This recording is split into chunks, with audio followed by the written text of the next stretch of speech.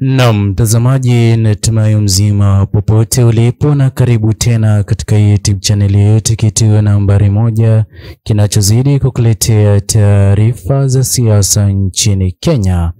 Mtazamaji, kipande cha video nilichoweza kukitanguliza katika video hii ndiyo hali halisi iliyoweza kushuhudiwa nje ya afisi ya polisi mkuu DJ Eliud Lagat.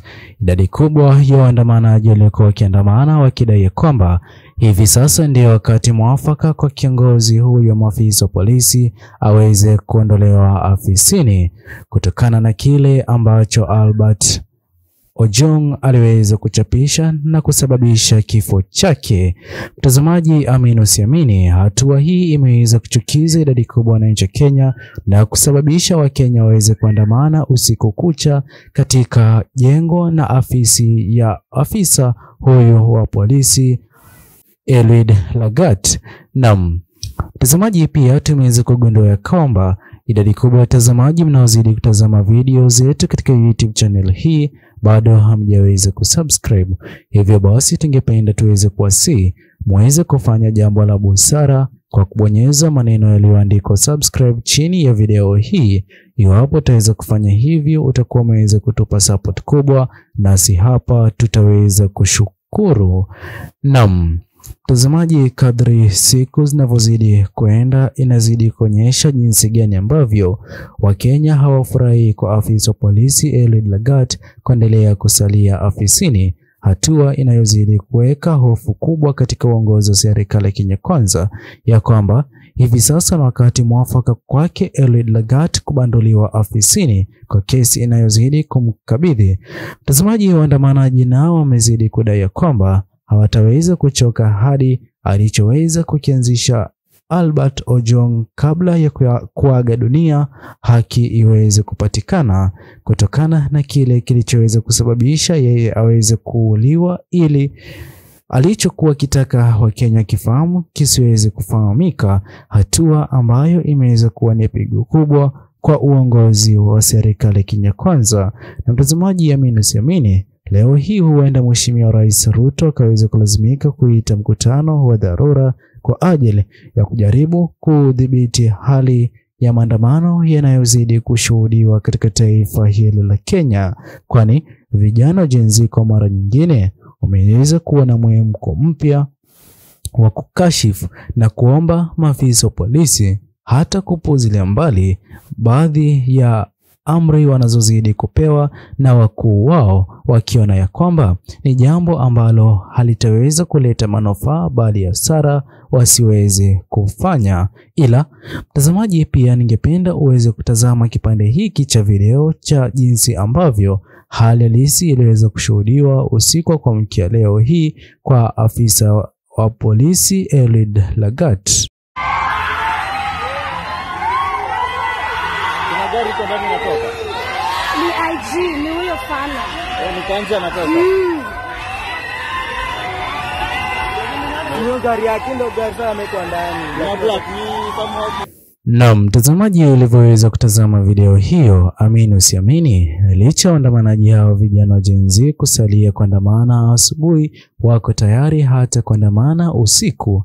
Je, ni kipi ambacho kimeweza kuchukiza? Kwani wengi vijana wa Gen Z wanadai kwamba iwapo hatua hii kwa kuuliwa kwa vijana wa Gen Z wanaozidi kukosoa serikali ya Kenya Kwanza, mwishowe taifa hili la Kenya litaweza kuongozwa katika mwongozo usiokuwa sahihi na salama na kuhatarisha maisha ya wengi zaidi.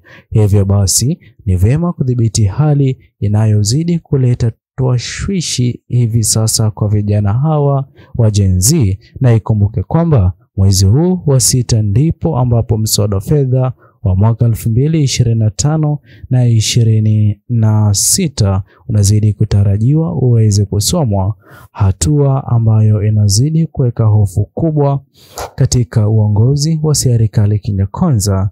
Na mtazamaji, amini usiamini, Mheshimiwa Kipchumba Murkomen pia ameweza kusalia kimya kwa hili, Wakenya wakimpa chini ya siku 7 aweze kuvunja ukimya na kuzungumzia tukio nzito ambalo limeweza kuweka taifa hili la Kenya kuomboleza, hasa vijana wa Gen Z.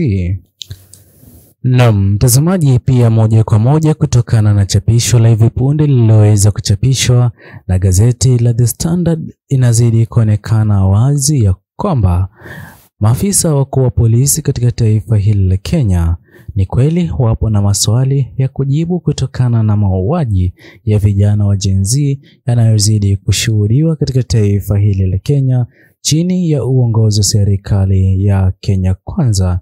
Na haya yote ndiyo yaliyoweza kusababisha mapema mwaka 2025 Mheshimiwa Japhet Koome aliweza kujiuzulu kama inspekta mkuu wa polisi na kupisha jukumu hilo kwake Douglas Kanja, hatua ambayo inazidi kuwa gumzo. Je, Mheshimiwa Japhet Koome ni kipi aliweza kukifahamu dhidi ya uongozi wa serikali Kenya Kwanza na kuamua kujiuzulu, kujiondoa katika kashfa zinazozidi kushtakiwa dhidi ya serikali hiyo ya Kenya Kwanza?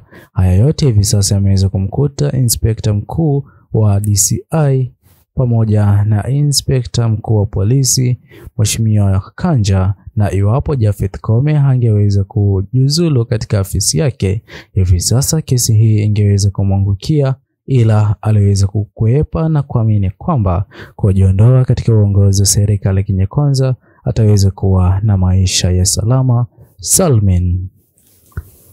Mtazamaji, pia ningependa ufahamu kile ambacho Mheshimiwa Rigathi Gachagua akiwa naibu wa rais katika uongozi wa serikali Kenya Kwanza katika maandamano ya mwaka 2024 aliweza kujitokeza na kuita wanahabari katika jiji kuu la Mombasa na kuomba uongozi wa serikali Kenya Kwanza kutotumia nguvu kupita kiasi.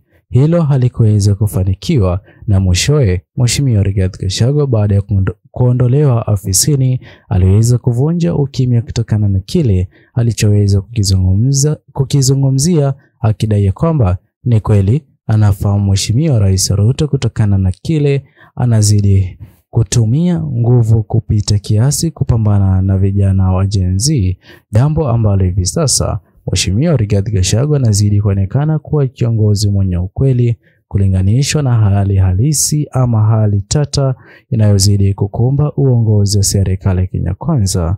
Mheshimiwa Rigathi Gachagua ameweza kulaani tukio lililoweza kumkumba Albert Ojwang pamoja na tukio ambalo Mheshimiwa Raila Amolo Odinga ameweza kutishia kujiondoa katika broad-based government iwapo uongozi wa serikali Kenya Kwanza utaweza kuharakisha uchunguzi na haki iweze kupatikana kwa familia yake Albert Ojwang.